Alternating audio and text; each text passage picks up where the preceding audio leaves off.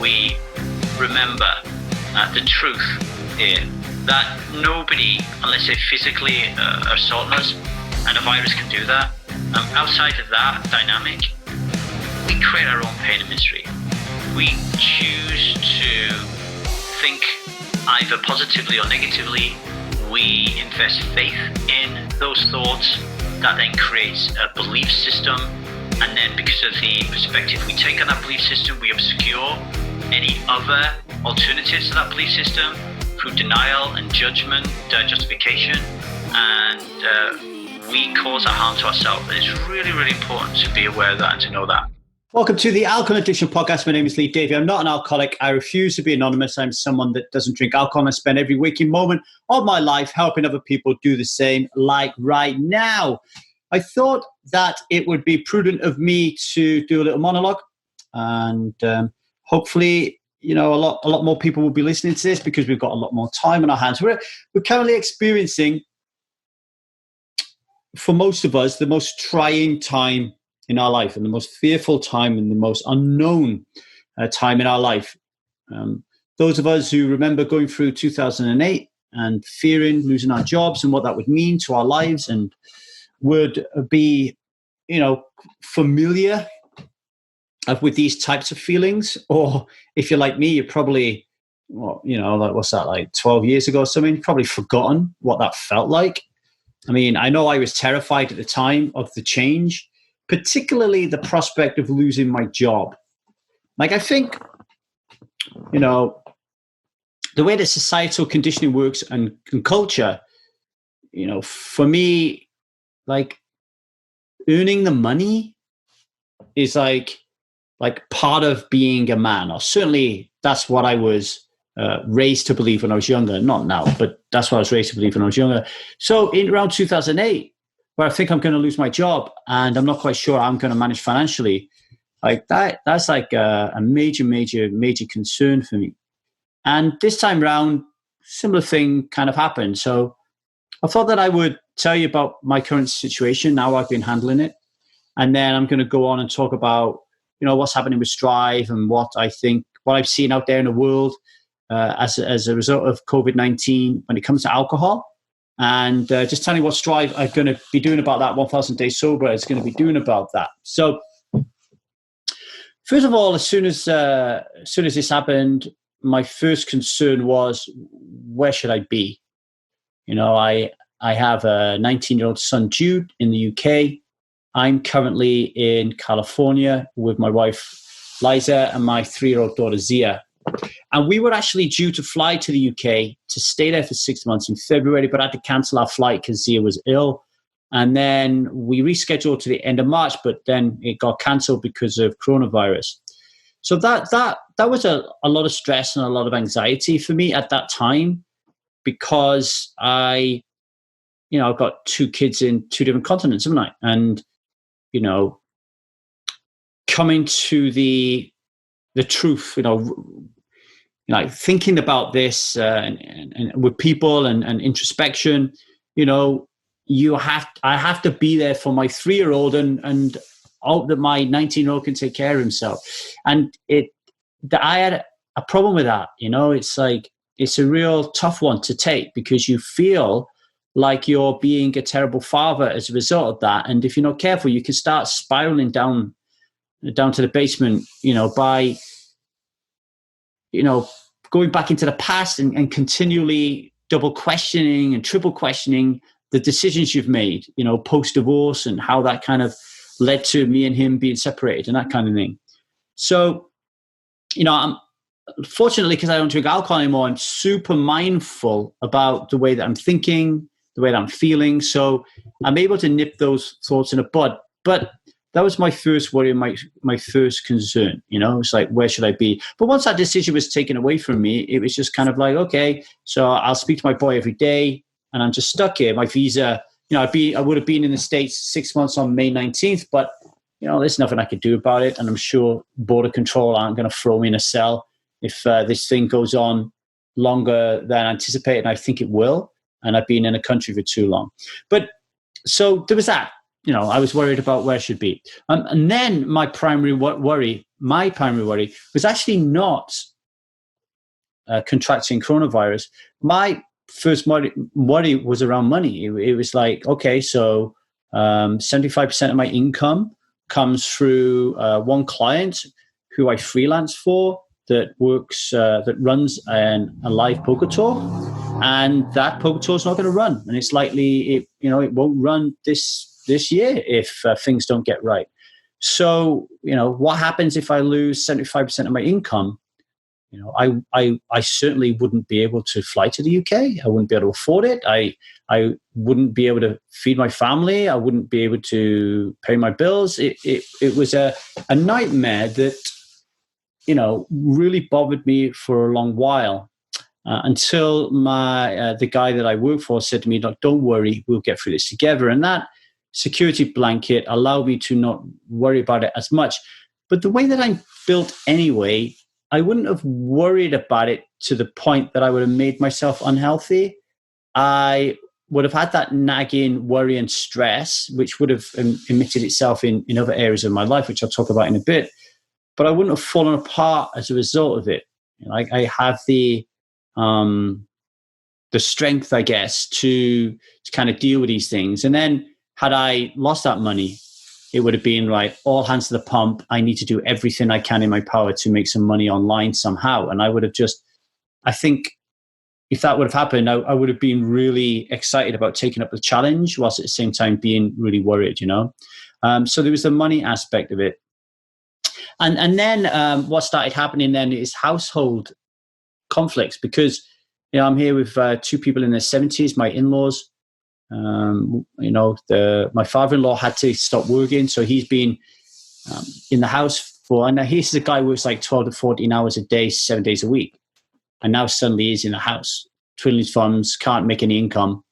His wife's here, she hardly ever sees him when he's working. Now he's here all the time, she's here all the time, I'm here all the time, Liza's here all the time, Zia's here all the time. Even through this podcast, you might hear Zia shouting downstairs. Like this is no way of getting around this, And what I found is there's a lot of tension around the house.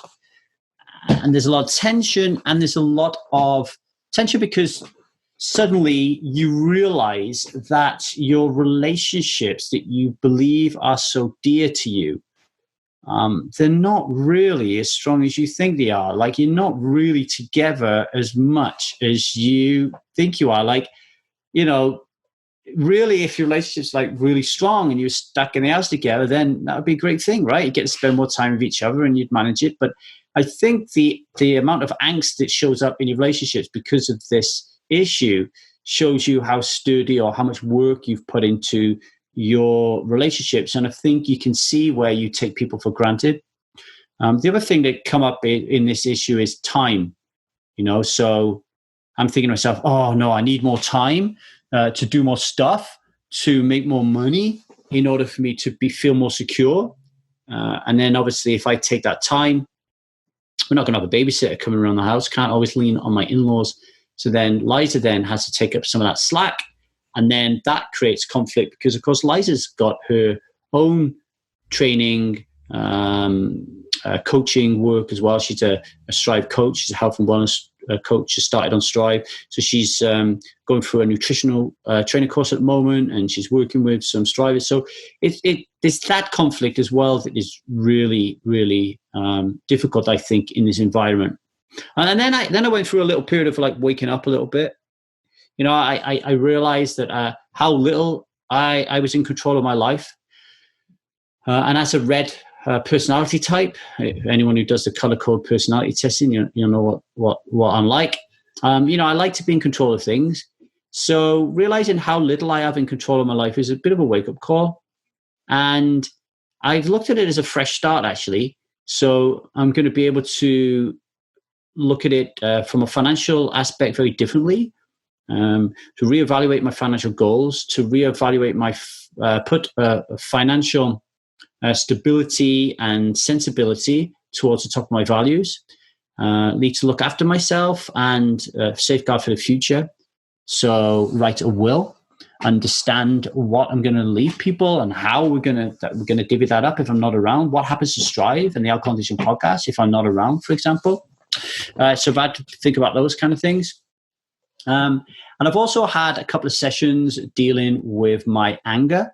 So like I said earlier on, although I'm strong and I kind of deal with worries and concerns, it does kind of leak out I'll get frustrated very quickly, and then I'll get angry, and then I'll say things that I regret afterwards and stuff.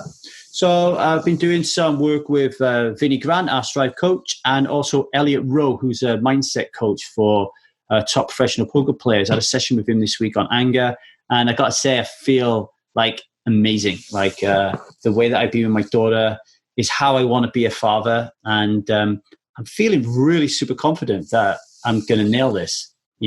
And look, as people listening to this who go through like drinking, not drinking, drinking, not drinking, how many times have you said to yourself, I've nailed this, I'm never going to drink again, and then you do? So I'm a little bit wary saying I'm going to get angry again, but I really feel like I've got control of this. I realized while I was being hypnotized, it was a hypnotherapy session, I realized actually that I have more control over my emotions and my behavior than I've actually been giving myself credit for. And I think it's resistance talking when I say, this is me, this is who I am, I'm trying to change 45 years of programming to make me less angry, give me a break.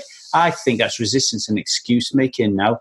I realized that while I was being hypnotized, that I could feel the rah-rah, the pom-poms going, and I really got on my own side and was like, Lee, you can do this. You could be a really loving, beautiful human being.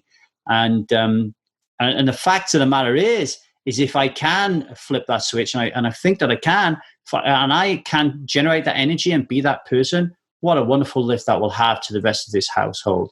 I don't need anybody else to change. If I can be a beautiful, loving, connecting, amazing, serving human being, the kind of guy I want to be, that energy will reverberate around the house. So really important, kind of doing that work on myself. Okay, so yeah, I am obviously not going out. We're limiting the shopping now to once every 2 weeks, and we go out with our gloves and our masks. We don't let our in-laws go anywhere. We do everything for them. So we're just battening down the hatches, working really hard. But I'm, still really cautious and worried and concerned about what will happen long term, especially with money and stuff, and people being desperate because they haven't got any money. Particularly so in America, actually, than I would in the UK, only because everybody here has got a gun. So, that worries me a little bit. But the important thing is for me, like I always talk about this on 1000 Days Sober, it's the difference between being aware of something and being interested in it. And this is something that I picked up from Michael Beckwith when I went to Agape Spiritual Church, where it used to be in Culver City. It's now in West Hollywood, I think. And we still go there. Well, we don't go there anymore, but we used to go there just before the pandemic broke. And Michael Beckwith always says that it's important to have a great awareness about what's going on in the world, right? Really important. Okay, so the other day I was slamming my boy, because he came in contact with somebody whose mother had coronavirus. So he said, "Hey, Dad, my mate's mum's got coronavirus." I was like, "Oh, wow, when was the last time you saw your mate?" "Oh, 2 days ago." It's like, 2 days ago? And he's like, "Yeah, it's not a problem. She only got diagnosed today." No. Like, she could have had symptoms for like 3 to 4 weeks. So it's important to be aware of things. So it's important to be aware of the pandemic, the spread, how it's spreading, what you can do to mitigate catching it, what to do if you do catch it, have a risk assessment plan, all that kind of stuff. It's important to be aware of that kind of stuff. But you don't have to be interested in it. You don't have to be sitting in front of the TV screen for 12 hours a day watching nothing but coronavirus, right? You don't have to be doing that. You don't have to be reading report after report of numbers of deaths. You don't have to be keeping a death toll. Actually, all these things I'm telling you, you don't have to do. My father-in-law is doing a lot of that, right? And I'm actually finding it really distracting and annoying to have a TV on it, because we don't have a TV on normally, because obviously my dad's not here 12 to 14 hours a day. Because I find that the TV is one of the worst places to show interest, to put interest in. I'm not talking about watching Netflix and the Disney Channel, whatever you do, like to watch shows. I'm talking about the habit and this is a habit that I had in the UK, and a lot of people in the UK have, from what I gather in my life, was you wake up in the morning, you come downstairs, you turn the TV on, and you don't turn it off until you go to bed. Even if you're having a conversation with someone, the TV's on in the background. And subconsciously, that is like a terrible thing, especially right now when it's like, dunk, dunk, dunk, dunk, dunk, pandemic death, right? So for me right now, I'm aware of what's going on in the world. I'm aware of the seriousness of it. However, I'm also aware that unless I catch it, that every feeling that I have right now is made by my thoughts on that subject and not by COVID-19. Okay, so if I catch COVID-19, then yes, right, I'm physically going to feel X, Y, Z. But right now, all the stress and anxiety that I feel, I'm creating myself because I'm paying too much attention and awareness, too much attention and interest in COVID-19. So I know it's going on. I'll just let it go. And through my dad, through hearing the telly in the background, through my wife, through people who randomly send me messages, through the times I'm on the toilet and I swipe left on my phone and there's an article on there that I might read, I'll pick up on what's going on. But I don't need to consume myself with it. I don't need for that to happen, because if it does, I will weaken my immune system. And if I weaken my immune system, I'm going to be at risk of, not catching COVID-19, but, suffering from it in a bad way, So that's where I am at the moment. Okay. So I want to talk a little bit about what I'm experiencing as a result of COVID-19 when it comes to alcohol. Okay. So obviously I have gone like over 3,000 days without having a drink alcohol. So I never even think about drinking alcohol ever. So even with the world falling off the edge of a cliff, it never, ever enters my head to have a drink of alcohol. But I know that's not the case out there. And what I'm seeing in my kind of inner circle, like stretchy outer circle, like that, you know what I mean? Like talking to people and, reading the odd article here and there and social media and that kind of thing. So I'm finding two things that are going on. One is people are drinking lots of alcohol because they're catastrophizing, and people are drinking alcohol because they're celebrating. And that sounds odd, but bear with me, right? So first of all, the catastrophizing. Okay, so it was Striver Stella that made a really important point the other day, that she was in the supermarket and she was limited to buying like one box of granola and one bottle of milk. Yet the person next to her had a shopping trolley full of alcohol. It's like people. There's two reasons that people are catastrophizing here. One, there are people, and we have them on Strive, who are oscillating between day 0 and day 7, alcohol-free days, and they are really struggling with it. They find that alcohol provides them with incredible value. And in moments like this, where everything that they know about life is just now wobbling, and it's like everything they know about life is a plate spinning with another 100 plates, and they're smashing all around them, then those people are obviously in a state of catastrophe. They're catastrophizing. Their mental projections and the stories that they're telling themselves are all catastrophic.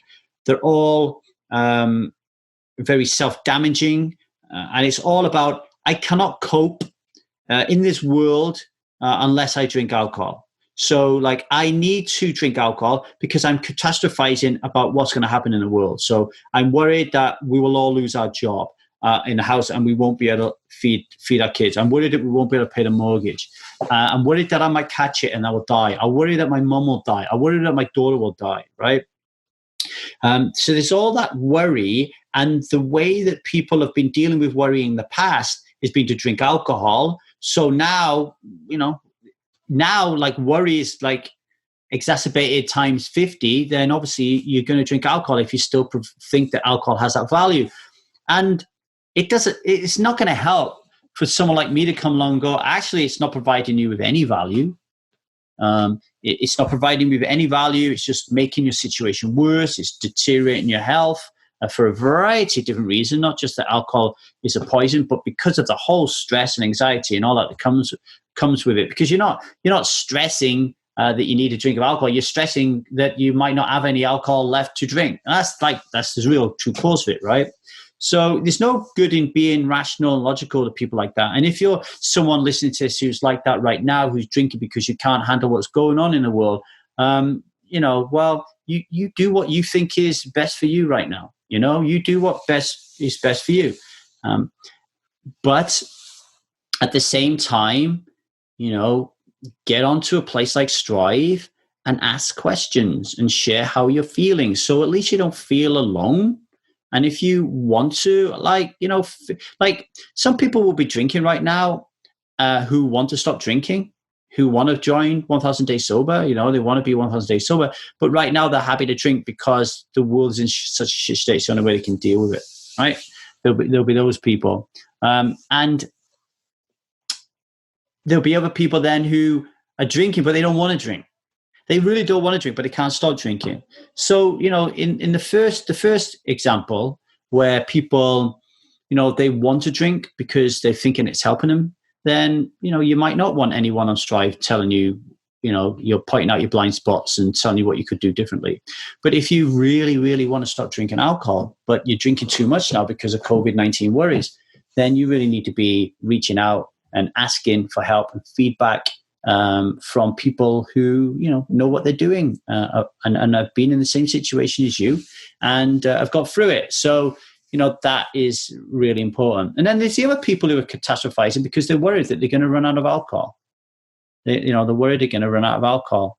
And the thing is, unless you're somebody who medically, if you stop drinking alcohol, you could die. And the people who I come into contact on Strive and the people who email me and we exchange conversations as a result of listening to this podcast, I don't think I've ever come across anybody who, if they stop drinking alcohol, they would die, So that's like really, I don't even think that's part of our audience. But if it is, the caveat is always like, I'm no expert, you need to seek out help from your doctor. Problem being right now, you shouldn't really bother your doctors because they're too busy dealing with COVID-19, which is a reason not to drink alcohol. But those people aside, those few people aside, the simple fact is this: like Holland, the Netherlands, they've just banned alcohol sales, right? And the reason they've banned alcohol sales is because since the COVID-19 spread and has become pandemic, people have started to drink more alcohol. So that means that the healthcare system is facing more pressure from people who are turning up drunk, turning up with alcoholic poisoning, turning up with cuts and bruises and God knows what because they've got pissed and fallen off the friends' heads or whatever. So the Dutch have just said, oh, fuck, we've had enough of this. We're just going to ban alcohol, right? And I think that's a really, really sensible idea right now, actually. Now, imagine if they did that in the UK or America or New Zealand or Australia or Canada, which is where most of our audience is from. What would happen?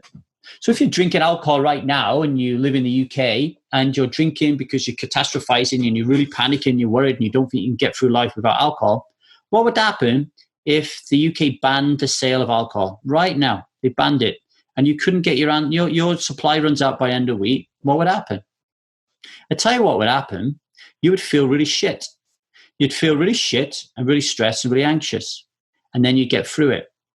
COVID-19 may kill you, but being stressed and anxious about not having your alcohol isn't going to kill you, right?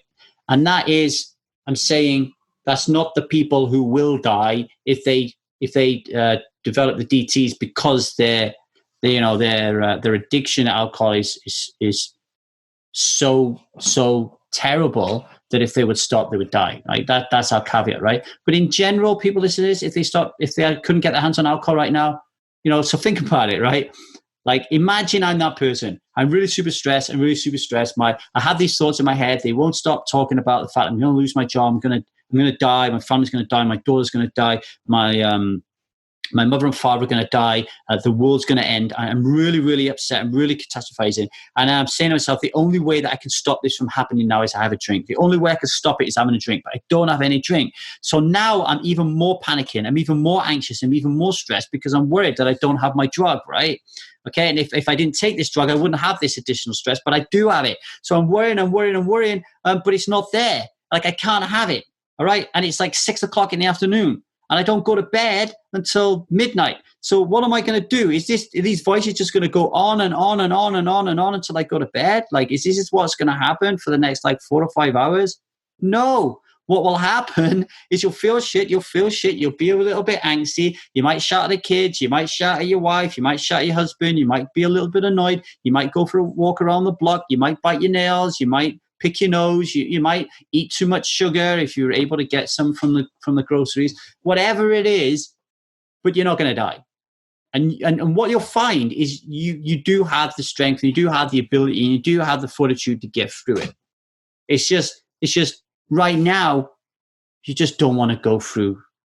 You don't want to go through that struggle. You don't want to experience that struggle. And one of the things that we're going to be coaching more on in 1000 Days Sober is this word grit that comes from Angela Duckworth's great book, Grit, The Power of Passion and Perseverance.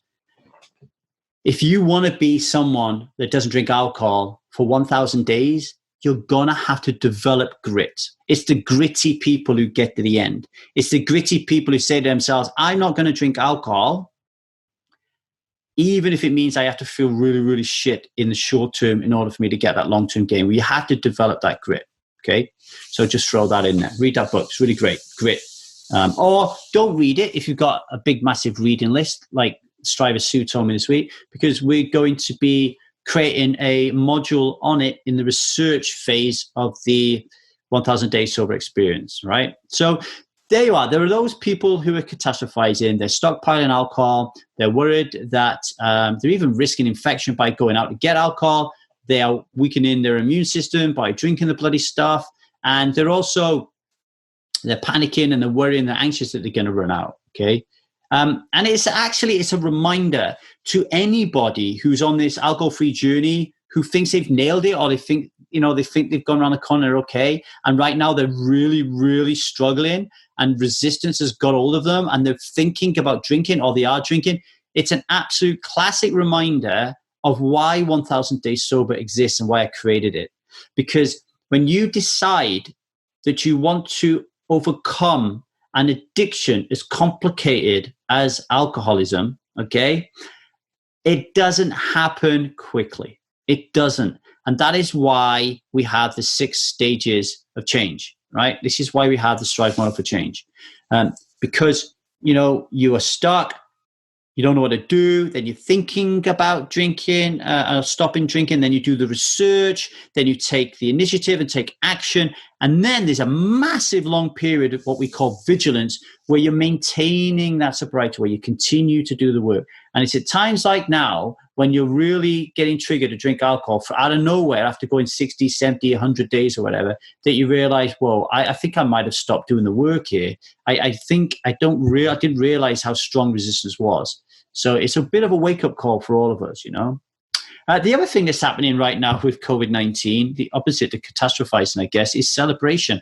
I know it sounds ridiculous because everybody is worried and very fearful, but there's still that feel of the air of bank holiday about what's going on right now. And that will change over time when days become weeks, become months, becomes half a year. And more and more and more, I read yesterday, 6.6 million people in America signed on for benefits or whatever. As that keeps going and the system starts to fall apart, I think we'll worry more and more. But right now, there's this air of celebration about. I was talking to a friend of mine called Neil the other day, and he was saying that 2 or 3 weeks ago, he went to Scotland on a lads holiday or get together or whatever, and they get smashed. They get smashed every day while you're away. And he said since he's been back, he hasn't had a pint, but virtually everyone who went on a tour has been drinking every day, right? Because in the UK right now, the sun is out, all right? The sun is out, most people are at home, the sun is out, and they've got nothing to do because they can't work. So what they're doing, they're just getting smashed. And then this is why Holland has banned alcohol, because so many people are actually thinking that this is like a holiday. They're not drinking because they're worried. This is a group of This is people drinking because they think they're on holiday. I had the same feeling back when I was a non-drinker. Right now, if I was at home, I would be drinking an incredible amount, particularly if it was sunny outside. It would be such a trigger for me. I'd have the music blasting out there. I'd turn my back garden into a mini festival, and I'd be getting smashed every day because I felt there was incredible value in that. Like I would not have even been thinking about compromising my immune system, about the fact that I think that I'm improving my social situation, but I'm actually like worsening. None of that. I just would have got smashed because people like us do things like this. And that's what I was like at the time. You know, I was a lush, and that was it. So, you know, the sun is out, the lager's in, everyone's stockpiled, and they're all drinking and could be smashed. And I want to tell you this story because I think it's really important, you know. Like my old man, my dad, and my mum, like, you know, what are they now? My dad's like 68, something like that. My mum is like 65, something like that. So for as long as I can remember, my mum and dad have never had alcohol in the house. All right. I've seen my mum drink in the house a few times, Christmas, parties, that kind of thing, where my sister or someone else has bought alcohol around the house because we're having a party because it's Christmas or whatever, and my mum's drunk it. But my mum, as far as I'm aware, in my knowledge, has never gone to the shop and bought herself cans or spirits or bottles of wine and had it in the house. I've never seen her. She's never sat down in front of the telly and just had a glass of wine. She's never done it. And even more extreme than that, my dad has never drank in the house. Now, this is a guy who, you know, for all his life since he was like 16, is you know, drinking's been a part of his like weekly life. You know, you'll go out in the week, like twice a week, to a local con club and sit there and drink. And then on the weekends, he's either going to go out, depending on what sport's on. He'll go out on a Saturday or he might not, but he'll definitely go out on a Sunday. Go out at 12 o'clock, come on, 3-4, have his dinner, go to sleep. You know, like that's my dad's life. But, you know, right now he's drinking at home. You know, he's drinking at home. And he's actually joined Facebook. Like, and if you knew my dad, you'd find out it was insane. So he's joined Facebook, and him and my mum are having conversations on Facebook. My wife showed it me the other day because I don't have Facebook. They're having conversations with each other on Facebook, and they're sat in the garden with each other. You know, it's quite funny. It's quite cute, you know, because my dad's gone on Facebook. But there's a picture of my dad sat there on a chair, and he's got his big beer gut, and he's got his a bottle of Corona in his hand and all that kind of thing. And the message said that he typed in said something like, "I've got me Coronas. I'll get me Carlin in for our Pat. I'll get my cider in for Sarah, who's my sister, and we'll put the music on. And who needs pubs?"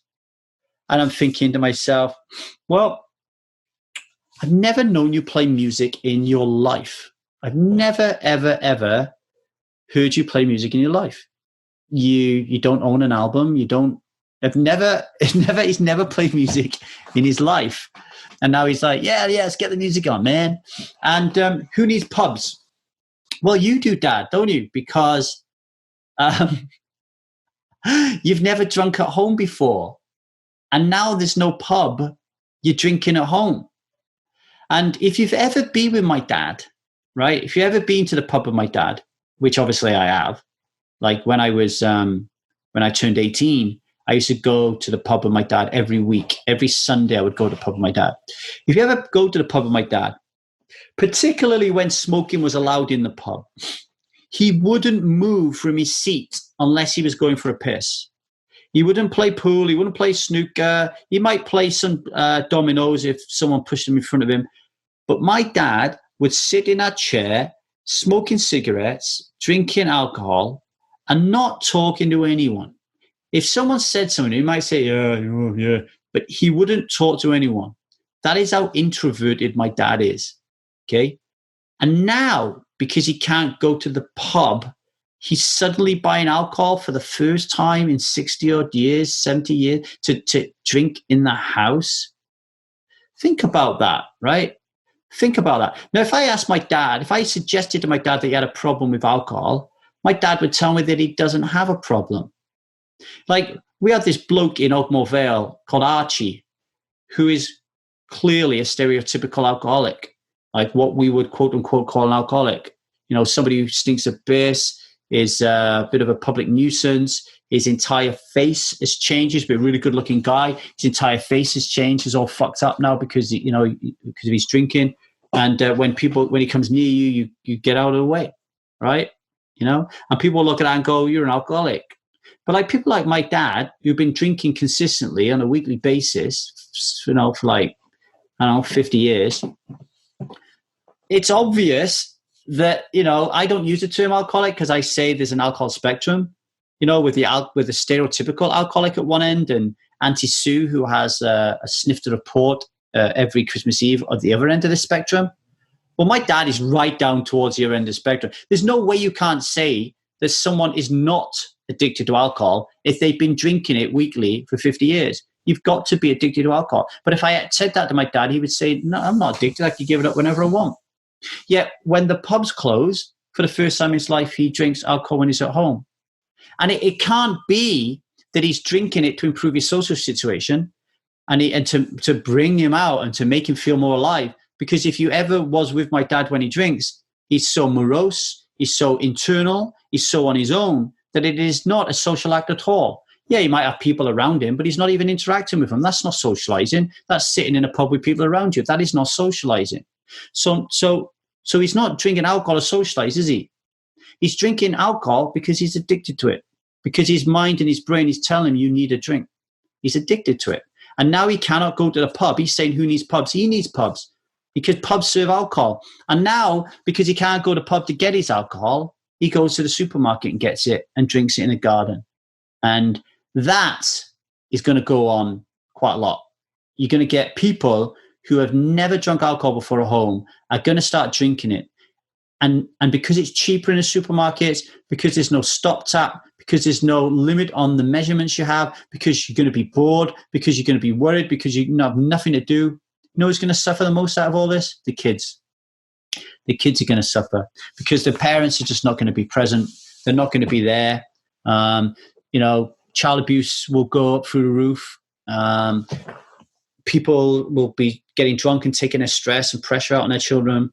It's going to be a nightmare. And so I'm really grateful that Holland did what they did.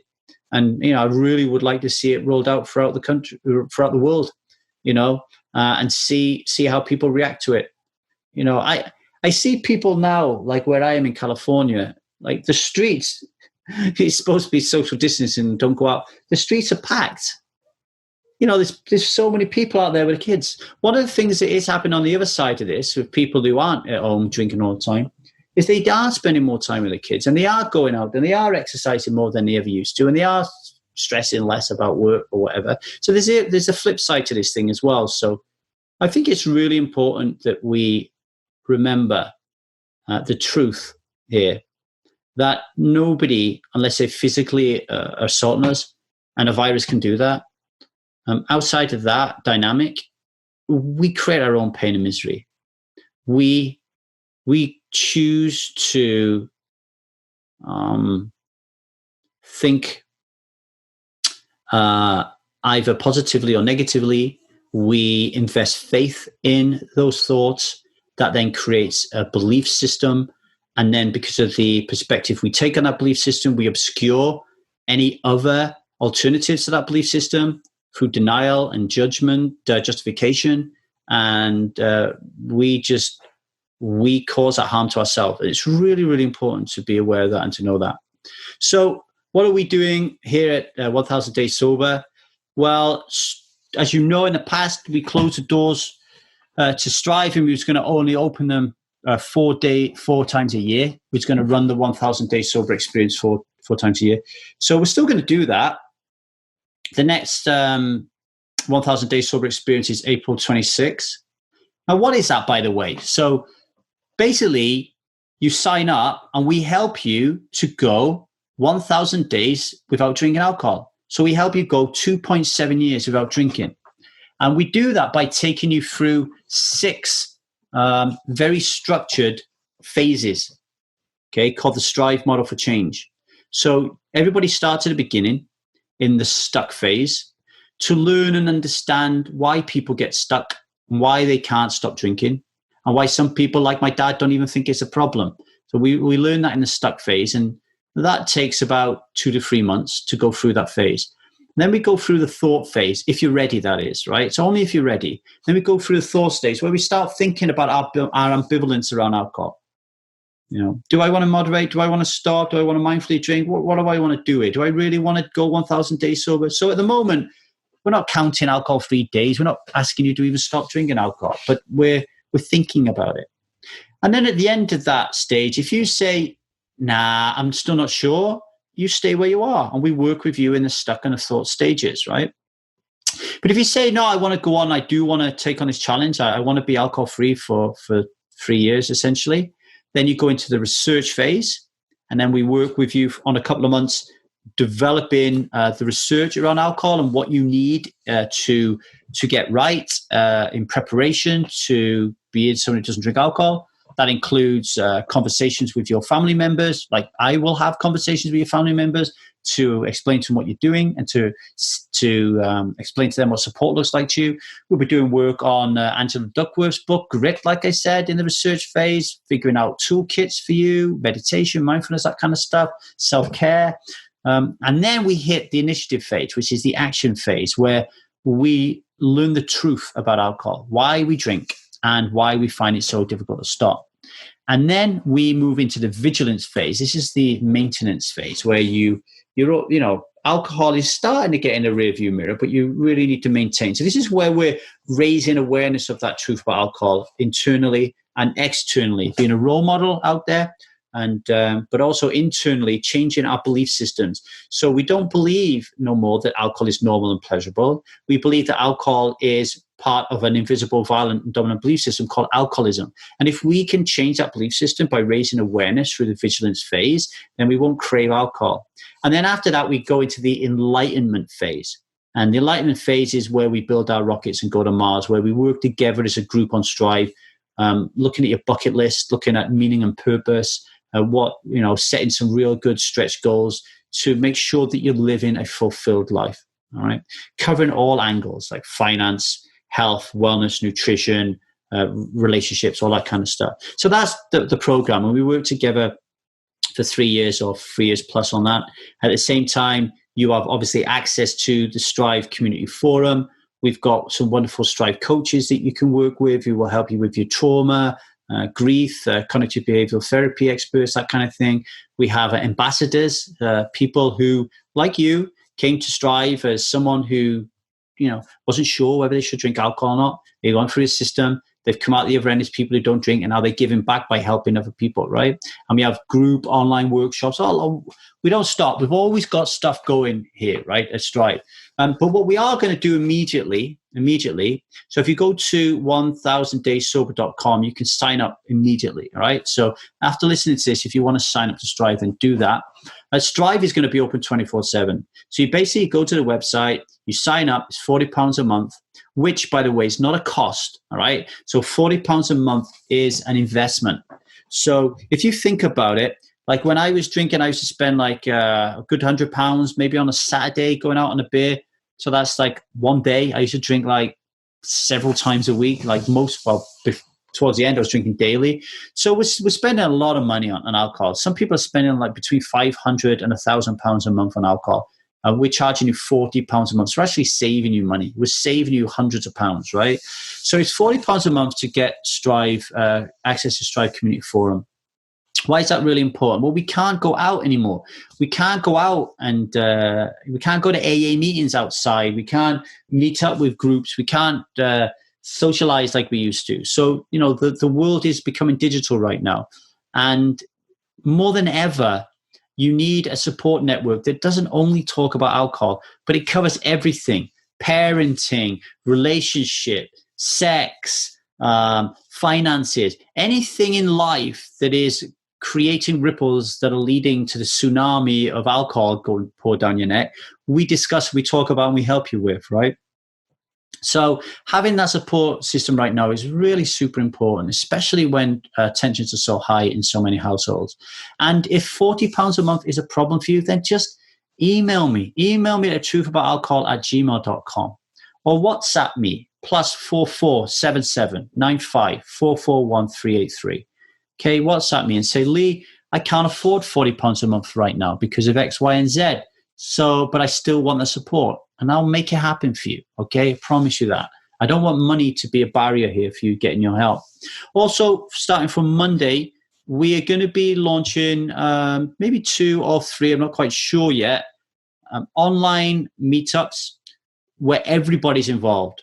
So we have an online meetup every Monday anyway, just for strivers. I'm going to extend that to anybody who's on my email list, anybody listening to the podcast, anybody who's checking us out on Instagram, on YouTube, whatever. Everybody will be allowed to join that so we can give you support. We're going to do that a couple of times a week, and either myself or the coaches or ambassadors will lead that, okay?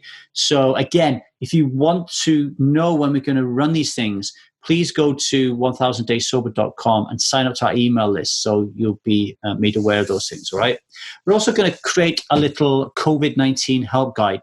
So I've reached out to the strivers and said, hey, look, what have you been struggling with since COVID-19 and the lockdown? And how has your life improved and how has it worsened? We're going to put all that together in a little help guide, and then we'll slap that on 1000 Days Sober. And once you sign up and put your email address in, you get that guide for free. We'll put that out there for you. Also got a lot of ideas around extra training courses outside of the 1000 Days Sober experience, where we will be talking about conflict. We'll be talking about parenting. We'll be talking about nutrition and health and raising your immunity, all that kind of stuff. And we'll be putting that up on the website. We'll be selling that as standalone projects.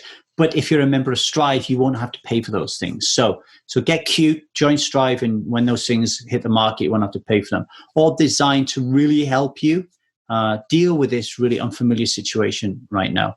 We're also pumping out content on YouTube. I'm doing little 5-minute videos that with the help from the Strive crew. So that's going out on YouTube. So please check out our YouTube channel, 1000 Days Sober. And we're putting out at least 3 messages a day on Instagram.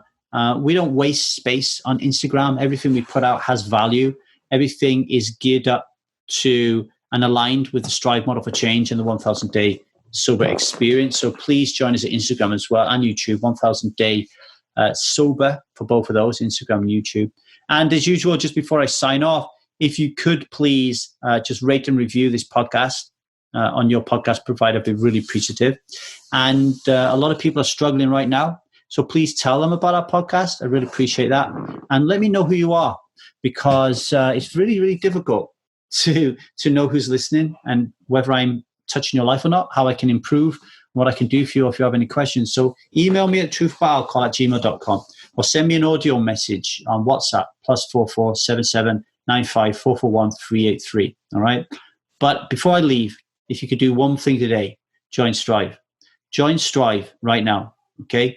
We can help you. Don't go through this crisis alone. And don't let money be an issue. You can email me, like I said, or WhatsApp me. But join Strive today. All right. Thank you very much for listening.